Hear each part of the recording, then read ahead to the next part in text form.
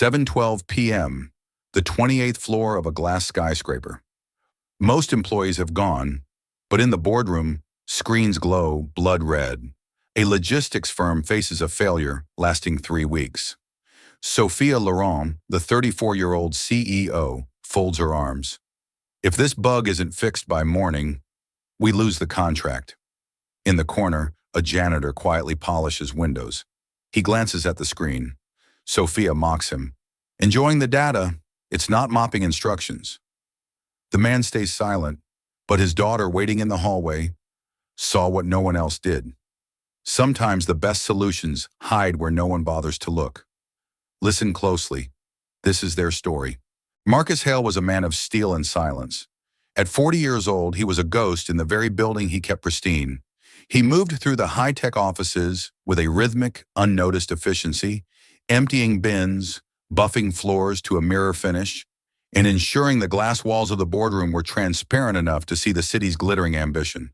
To the high-flying executives who hurried past him, Marcus was merely part of the furniture, a human shadow in blue coveralls. But Marcus had a secret, a life that had been violently interrupted by a tragedy the corporate world wouldn't understand. A decade ago, he was a star student in systems engineering, a man who saw the world in elegant strings of code and mathematical architecture. He was on the fast track to a brilliant career. But when his wife Sarah was diagnosed with a sudden, aggressive illness, the world stopped making sense. The medical bills mounted, the nights became endless, and when she finally passed away, Marcus was left with a broken heart and a newborn daughter. He dropped out of his final year to care for Emma, trading his dreams for the immediate stability of a steady paycheck and the peaceful invisibility of a janitor's uniform. He never complained about the career he lost. He worked hard, he was always precisely on time, and he took pride in the cleanliness of the building. But most importantly, he was a father. Every dollar he earned was a brick in the fortress he was building for Emma's future. On this particular evening, Emma, now 10 years old, was with him. Her school had held a late parent-teacher conference, and Marcus had no one to watch her. He had received rare permission from his manager for Emma to sit quietly in the 28th floor hallway while he finished his grueling night shift. Emma was a quiet child, possessing her father's steady temperament in his observant eyes. She sat cross-legged on the plush carpet, surrounded by her sketchbooks, but her attention was drawn to the massive glass doors of the boardroom. Through the glass, she watched the chaos. The room was a pressure cooker. Whiteboards were covered in frantic, scribbled diagrams that made no sense to anyone outside that room. Stressed engineers paced back and forth, their ties loosened, their faces illuminated by the harsh blue light of their laptops. "Dad," she whispered as Marcus came out to rinse his mop in the service closet. "What do they do in there? Why do they look so sad?" Marcus looked at the glowing screens, a flicker of his old life reflecting in his eyes like a distant star. "They solve problems, Emma. Big problems that keep the world moving. Right now, they're trying to fix a very difficult puzzle." The company, Aero Logistics, was currently in the middle of its greatest existential crisis. Their primary platform, which managed real-time shipping data for thousands of vessels across the globe, was reporting massive, unexplainable time drift errors. Deliveries were being misrouted by hundreds of miles. Ships were docking at the wrong ports. Millions of dollars were disappearing into the ocean every day. The engineering team had been living in that room for 18 days, fueled by stale coffee and the fear of losing their jobs. Sophia Laurent, the CEO, was under immense pressure from the board of directors. She was a visionary, a brilliant strategist, but she was a perfectionist who had spent so long looking at the big picture that she had forgotten how to look at the human rhythm of her machines. She was currently staring at a data map that was bleeding red. When Marcus had paused to look at the screen earlier, his gaze had lingered on a specific heat map of errors. His old engineering brain had sparked for a second. He had seen a flicker, a nuance, but he immediately quelled the thought. He knew his place. He was just the man with the mop. Sophia's mockery, "Enjoying the data? It's not exactly mopping instructions," had been a reflex of her own frustration. It stung Marcus, but not for the reasons she thought. He wasn't hurt by the insult to his job. He was hurt because he realized that in this building, The uniform was all people saw. They didn't see the man who had mastered the logic of fluid dynamics. He had simply nodded, kept his head down, and whispered, "Sorry, ma'am." Emma, however, had heard the laugh. She had seen the way the powerful woman looked at her father. She didn't say anything, but she stopped sketching her usual flowers. She stood up and walked closer to the glass door, her face pressed against the cool surface, looking at the giant monitor one more time. While the experts were looking for a needle in a haystack of complex code, Emma was looking for a pattern in the rhythm of the room, a rhythm she understood because her father's entire life was built on one. The boardroom doors were left slightly ajar as a group of engineers rushed out to the server room, their footsteps echoing like gunshots in the quiet hall. Through that small gap, Emma could see the main dashboard with absolute clarity. It was a chaotic mess of red dots representing data collisions and synchronization failures. To the technicians, it looked like random, malicious noise. They were searching for a virus, a hardware failure, or a complex logic bomb hidden deep in the kernel. But to Emma, who lived a life governed by the sharp ringing of school bells and her father's strict, unchanging work schedule, the map didn't look random. It looked like a heartbeat. "Dad," Emma called out as Marcus started to move his cart down toward the executive elevators. "Why do the red dots look like school bells?" Marcus stopped. The squeak of his cart's rubber wheels echoed in the quiet hallway. He walked over to her, kneeling down so he was at her eye level. "What do you mean, school bells, honey?" Emma pointed through the gap in the door, her finger steady. "Look at the clock on the wall, Dad. Then look at the red dots. They don't just happen whenever they want. They happen in big, angry groups, and they're always at the same time." Marcus stood up and squinted at the scrolling log on the side of the monitor. He began to count. He watched the timestamps. 6:58, 6:59, 7 o'clock. Suddenly, a massive cluster of red errors exploded across the map, lighting up the room like a distress flare. He looked at the analog clock on the wall. It was exactly 7 p.m. His heart began to race, a feeling he hadn't felt in 10 years. The logic he had buried under layers of floor wax and window cleaner began to fire in his brain like a dormant engine coming to life. He realized Emma was right. The errors weren't random glitches in the high-level code. They were a heartbeat, they were rhythmic, they were environmental. "School bells," Marcus whispered to himself, his mind racing. "Shift changes." He didn't rush into the room. He was a man who understood the weight of his uniform. He didn't want to risk his job or cause a scene that would get him banned from the building. He reached into his pocket, pulled out a small piece of crumpled scrap paper from a shipment invoice, and a stubby pencil. He scribbled a few words. Just a simple observation about the synchronization of server handovers and administrative token refreshes. He intended to slip it under the IT director's door later that night or send an anonymous email from the library the next morning. But destiny had a more dramatic plan.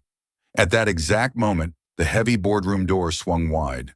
Sophia Laurent stepped out, her phone pressed to her ear, her voice sharp as she argued with a frantic board member. She stopped abruptly when she saw the janitor's daughter standing so close to the restricted area.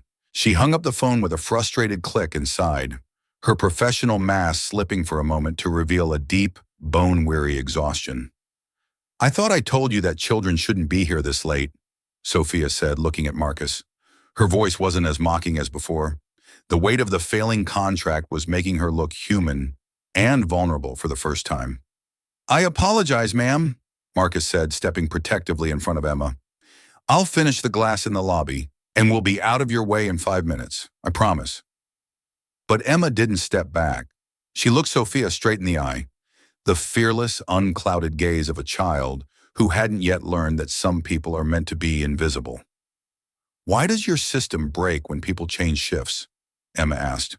Her voice was natural, innocent, and perfectly clear in the silent hallway.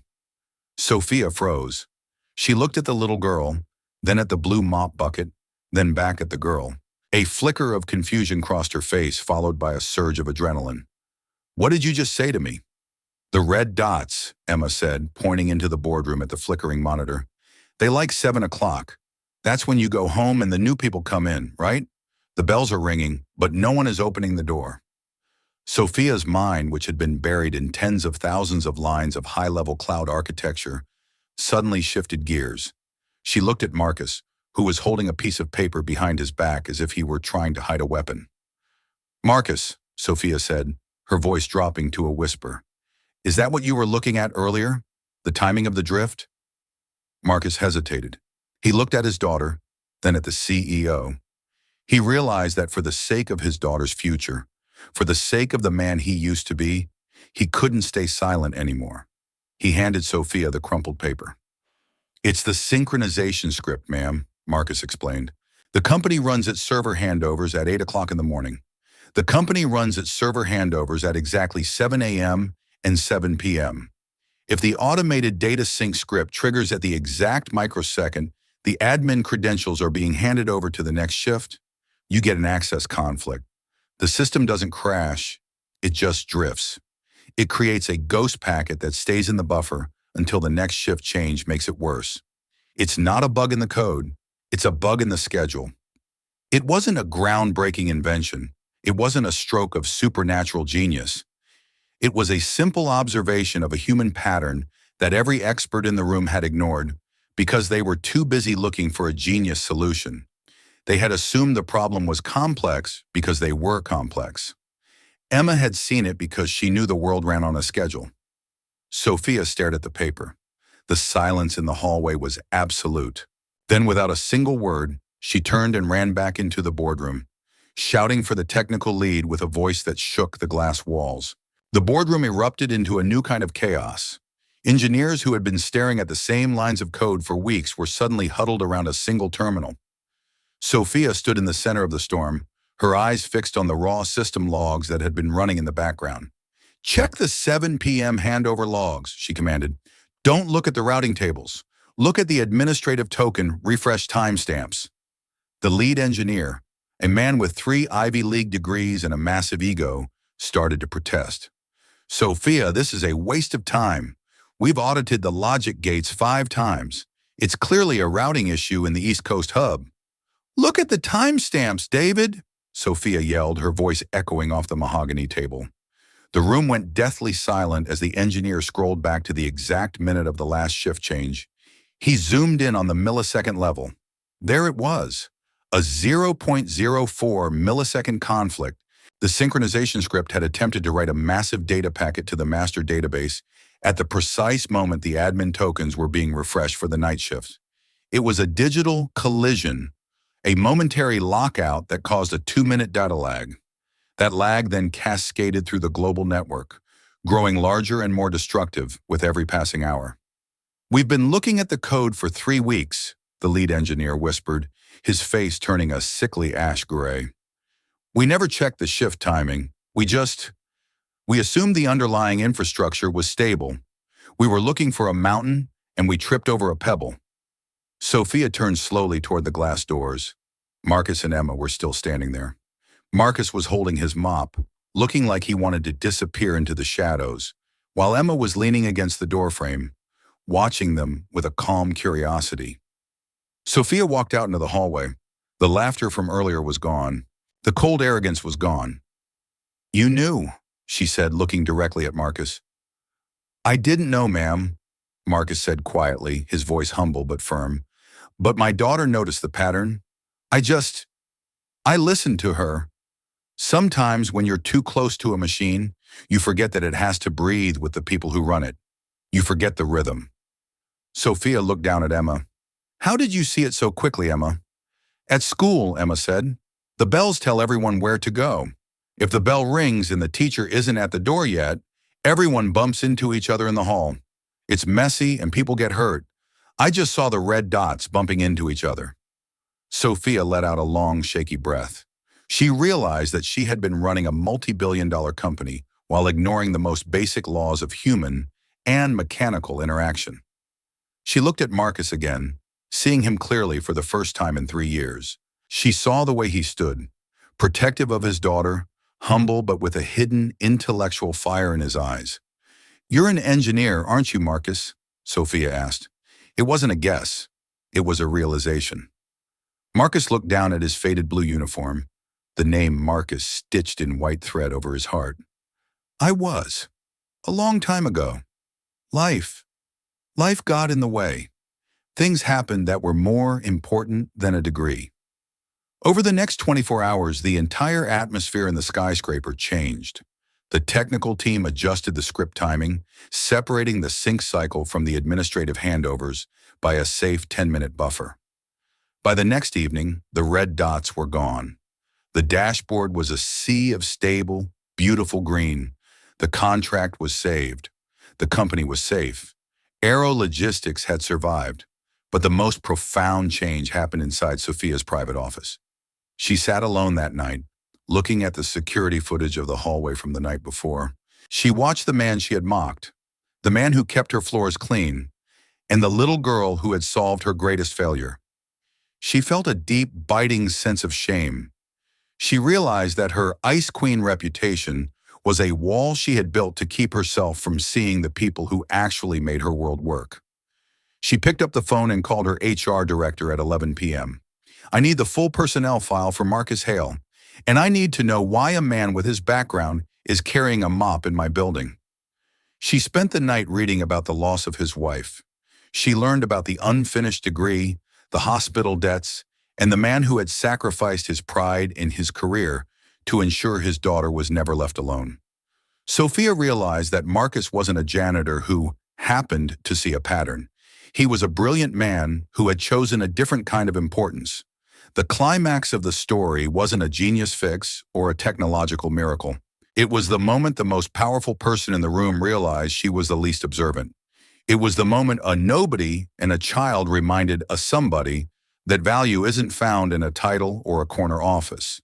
It's found in the quiet willingness to look at the world with honest eyes. 2 days later, Sophia invited Marcus into her private office. This time, there was no glass door between them. There were no mockery or sharp jokes. She offered him a seat across from her desk, a seat usually reserved for board members, international investors, and tech titans. "Why are you working as a janitor, Marcus?" she asked. Her voice was soft now, entirely devoid of the corporate armor she usually wore like a shield. Marcus didn't try to make it sound like a tragedy. He didn't want her pity.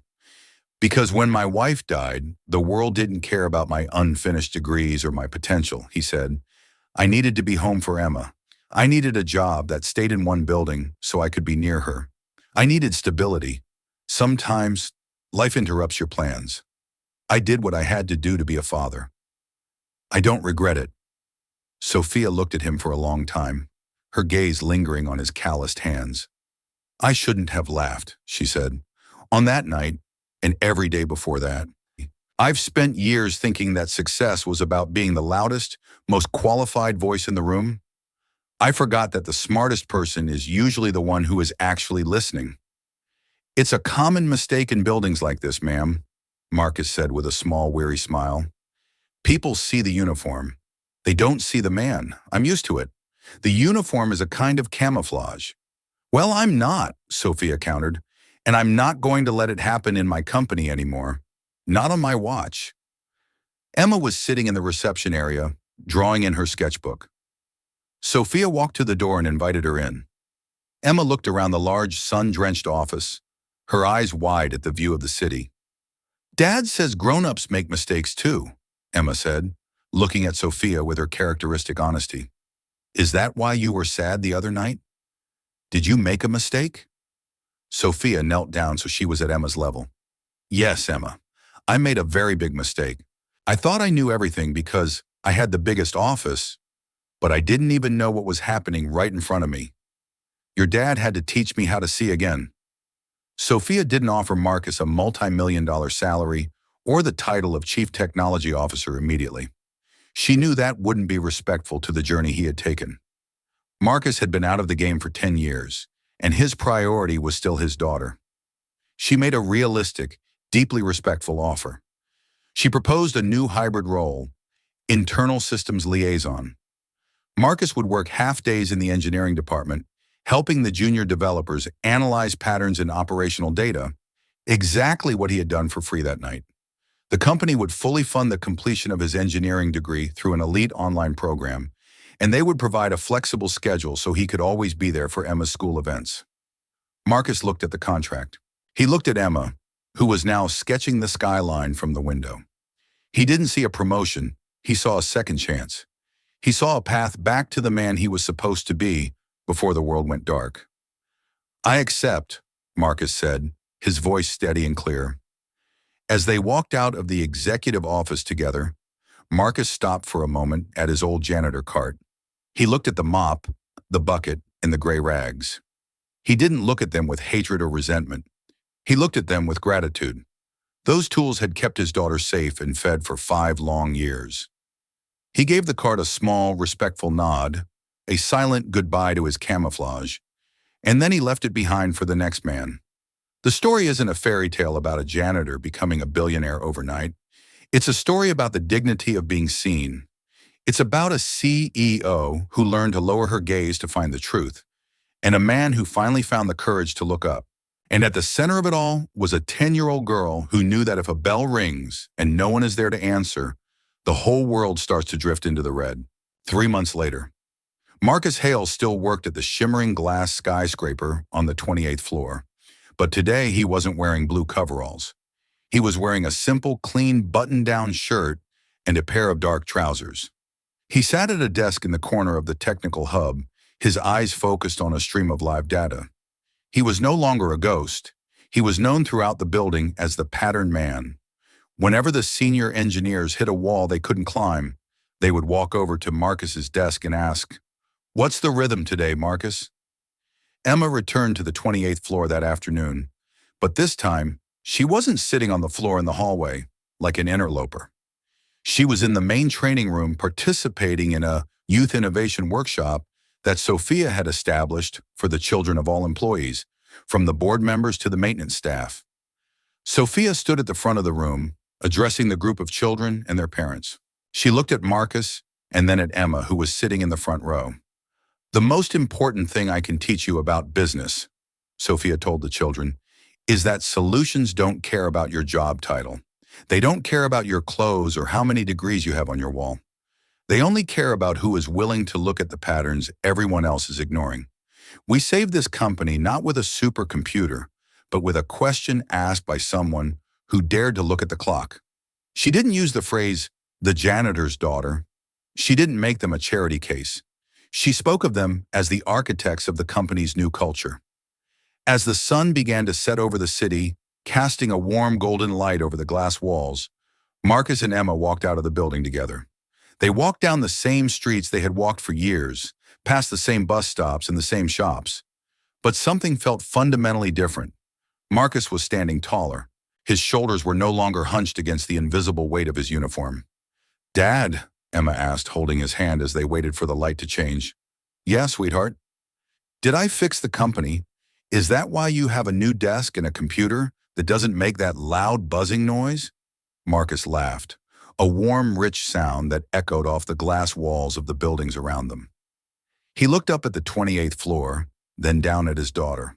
"No, Emma, you didn't just fix the company. You fixed the people who were running it. You reminded them that the world is more than just code and profit margins. You reminded them that there's a human heart in every machine." He realized then that the massive contract or the big office wasn't the real victory. The victory was the fact that he was finally, truly in the picture. He was a father who was seen. He was a man who belonged. The story of the janitor and the CEO ended not with a merger, but with a simple realization that the most powerful tool in any business or any life isn't the most expensive software. It's the eyes that are willing to see and the heart that is willing to listen to the person standing right next to you. If you believe that real skill doesn't need a title, it just needs an honest pair of eyes. Subscribe for more stories like this. And tell me in the comments, have you ever noticed something obvious that the experts missed? How did it feel to speak up?